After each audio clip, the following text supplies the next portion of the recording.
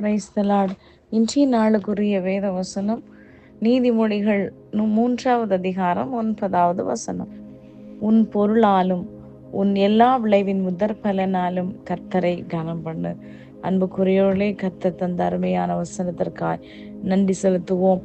இந்த அருமையான காலை வேளையிலும் அருமைநாதர் இயேசு கிறிஸ்துவின் இனிய நாமத்தில் உங்களை வாழ்த்துகிறேன்.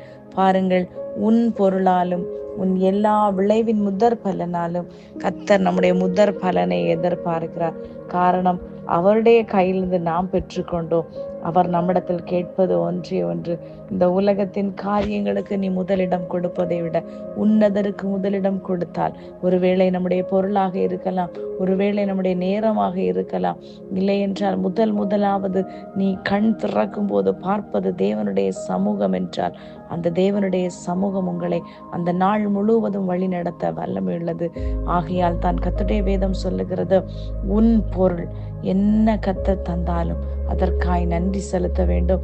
நன்றி செலுத்துவது மாத்திரமல்ல, எந்த பொருளின் விளை பொருள் முதலாவது உள்ள பொருள் கர்த்தருக்கு என்று நாம் கருதும் போது நமக்காய் சொர்க்கத்தின் பண்டாரத்தை திறந்து நம்மை இடங்கொள்ளாமற் போக மட்டும் ஆசீர்வதிக்கிற தேவனை நாம் ஆராதித்து கொண்டிருக்கிறோம். காரணம், இஸ்ரவேல் ஜனங்கள் அடிமைத்தனத்தில் இருந்த போது அங்கிருந்து பிரித்தெடுத்து பாலும் தேனும் ஓடுகிற கானான் தேசத்தை கொடுத்த தேவன். அவர் எவ்வளவு பெரிய தேவன். இன்றைக்கும் நாம் ஏன் கானானின் அனுபவத்துக்குள்ளாய் வாழ முடியாமல் தத்தளித்து கொண்டிருக்கிறோம்? நம்முடைய வாழ்க்கையிலே நாம் காலையில் எழும்பும் போது முதலாவது நாம் யாருடைய சமூகத்தை தேடுகிறோம்? யாருடைய முகத்தை பார்க்கிறோம்? நம்முடைய சில காரியங்கள், சிலவங்க சொல்லுவாங்க, இவங்களோட முகத்தை பார்த்தா இன்னைக்கு என்னுடைய நாள் முழுவதும். அப்படி அல்ல.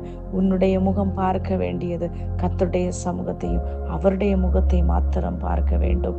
அப்படியானால் அப்படி நாம் பார்க்கும்போது நம்முடைய வாழ்க்கை மிகவும் ஆசீர்வாதமானதாக, அந்த நாட்கள் எந்த விதமான பிரச்சனைகள் வந்தாலும் அதை மேற்கொள்ள கர்த்தர் நமக்கு கிருபையும் ஞானத்தையும் அருள வல்லமை. நாம் எப்படியாய் ஒருவரை கனப்படுத்துகிறோமோ பாருங்கள், சில இடங்களில் நாம் போகும்போது அவர்கள் நம்மை கனப்படுத்துகிறதை பார்க்கும் போது நாம் அடுத்த நேரத்தில் நினைக்கிறோம், அவர்கள் என்னை இப்படியாய் கவனித்து கொண்டார்கள், நானும் அவர்களை கவனிக்க வேண்டும். அப்படி உலகத்தின் காரியங்களுக்காய் நீங்கள் இப்படி நினைப்பீர்களானால், உன்னத தகப்பன் எவ்வளவு காரியங்களை உங்களை குறித்து, அவர் உங்களை உருவாக்கின தேவன், அவர் உங்களை மாத்திரம் நேசிக்கிறார். உங்களையும் என்னையும் நேசிக்க காரணம், நாம் அவருடைய சொந்த பிள்ளைகளாய் மாற்றப்பட்டோம். எப்படினால், அவருடைய இரத்தத்தினால் கழுவப்பட்டவர்களாய் ஆன போது அவருடைய சொந்த பிள்ளைகளாய் மாற்றப்பட்டோம். நம்முடைய தேவைக்கு நம்முடைய தகப்பனுடைய கரத்தை மாத்திரம் நாம் சார்ந்து கொள்ள வேண்டும். ஆனால் எல்லாவற்றிலும் கர்த்தருக்கு நாம் முதலிடம் கொடுக்கும்போது, ஒருவேளை நம்முடைய நேரம், நம்முடைய காரியங்கள், இல்லைன்னா நம்முடைய பொருட்கள், எல்லாவற்றினாலும் கர்த்தரை நாம் கனம் பண்ண கற்றுக்கொள்வோம். அந்த கனம் உங்களுக்கு மிகப்பெரிய ஆசீர்வாதத்தை கொண்டு வரும்.